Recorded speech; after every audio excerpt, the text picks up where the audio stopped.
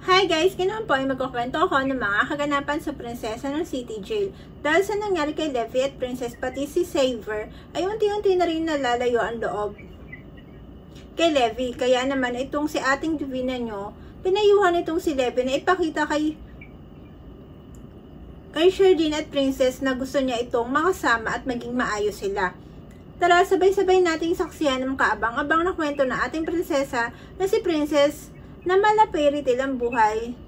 Dahil nga sa payo ni Divina kay ating Levi nyo na maging malapit ito kay Sherdin at Princess ay agad na niya itong sinunod. Kaya naman nagmadali itong magpaalam kay ating Divina nyo para bumalik sa tindahan ni Sherdin para ipakita sa mga ito na maayos lang siya at gusto niyang maging maayos sila ni Princess at ni Sherdin. Kaya naman habang nagpapaalam itong si ating Princess nyo kay Sherdin, ito na ang huling araw niya na magtatrabaho, ay niyakap ito ni Sherdin dahil sa puso niya, gusto niya nasa tabi lang ang ating bidang si Princess dahil hindi niya maipaliwanag ang nararamdaman niya pag nasa paligid lang itong ating Princess nyo. Pero habang magkayakap sila nagpapaalam sa isa't isa, ay dumating itong si ating Levi nyo na sinisimulan na ang mga payo sa kanya ni Divina na maging malapit siya na lubusan kila Princess at Sherdin. Kaya naman nang nakita ito ni ating Sherdin nyo, ay inakala naman nitong hindi nagustuhan ni Levi na nag-uusap sila ng ating munting bida na si Princess. Pero itong si ating Levi nyo ay humusay na sa pagtago ng nararamdaman nito. Kaya naman nagulat itong sila Sherdin at Princess nang humingi ng paumanhin itong si Levi sa ginawa niya kay Princess sa tindahan ni Sherdin. Kaya mas ikinatuwa at kinagulat ni Sherdin na nagsimulang nagsalita itong si ating Levi nyo nang sabihin nitong gusto nitong si ating Levi nyo na maging maayos na sila ni Princess. Kaya naman itong mabait nating bida ay agad na pumayag sa gustong pakikipag-ayos ni Levi sa kanya. Kaya masaya silang nagkayakapan at nagpasalamat pa itong si ating Levi nyo na pumayag si ating Princess nyo na makipag-ayos sa kanya. Kaya naman masaya nagpaalam na itong ating bida na mauna na siyang umuwi dahil gusto na niyang makita ang kanyang ama. Pero dahil mabait itong si ating Levi nyo, sinabi pa nitong bakit hindi na lamang nila ihatid si Princess dahil pauwi na rin lamang sila. Kaya naman agad na pumayag itong si ating Sherdin nyo na ihatid na rin nila si Princess sa bahay nito.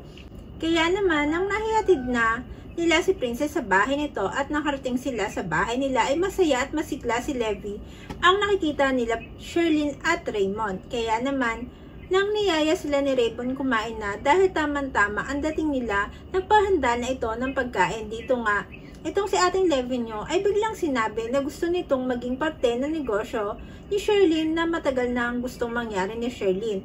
Kaya naman itong si ating Sherdin nyo at paring Raymond nyo ay nagtataka nagkatitigan silang dalawa dahil sa pinapakitang pagbabagong bigla ng mga kilos ni Levi. Pero masaya sinabi ni ate Sherdin nyo na pwede na itong magsimula bukas kung gusto nito.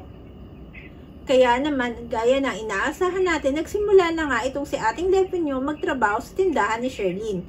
Kaya naman, sa unang araw nitong ating Levi nyo ay wala itong ibang ginawa kundi ang utos-utusan itong ating bida na si Princess. Pero itong tita Mimi nyo ay napapansin ang pinaggagawa nitong ating Levi nyo sa ating bida. Kaya naman, nilapitan niya ni Tita Mimi ninyo si Princess at si Levi. Dito ay sinabi nitong hindi nasakop ng trabaho nitong ating bida ang pinapagawa sa kanya ni Levi. Pero itong si ating Levi nyo ay parang walang narinig sa sinabi ng Tita Mimi nyo. Kaya naman matapos ng unang araw niya sa tindahan ni Sherdin ay pumunta ito sa bahay nila Xavier, pero hindi siya napansin itong Kuya Xavier nyo dahil papaalis. Dahil may tumawag dito tungkol sa mama nito at nang mamakaawa na ang kausap niya, napuntahan nito ang mama nito kasi may nangyari dito at kailangan niya itong makita. Kaya naman kahit ayaw makipagkita ni Kuya Xavier nyo, ay pinuntahan niya ang kanyang ina na matagal niya nang hindi nakikita.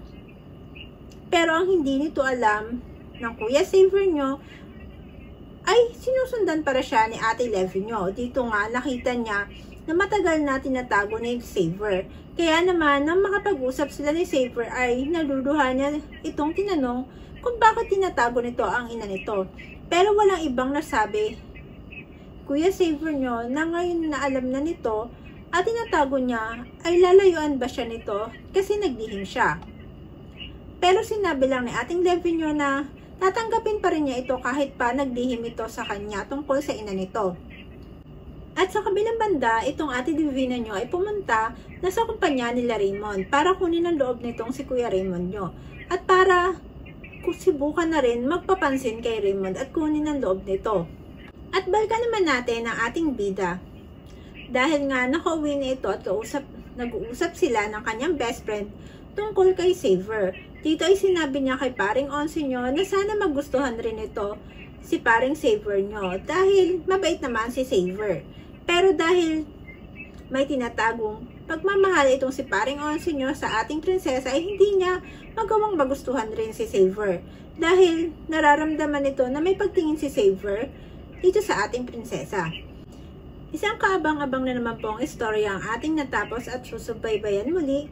Kaya naman po kung nagustuhan nyo ang aking storytelling sa ating munting prinsesa, maaari po ba kayong mag-subscribe sa aking channel para maging updated kayo sa lahat ng aking na-upload. Maraming salamat, thank you, and God bless. See you in my next vlog. Bye!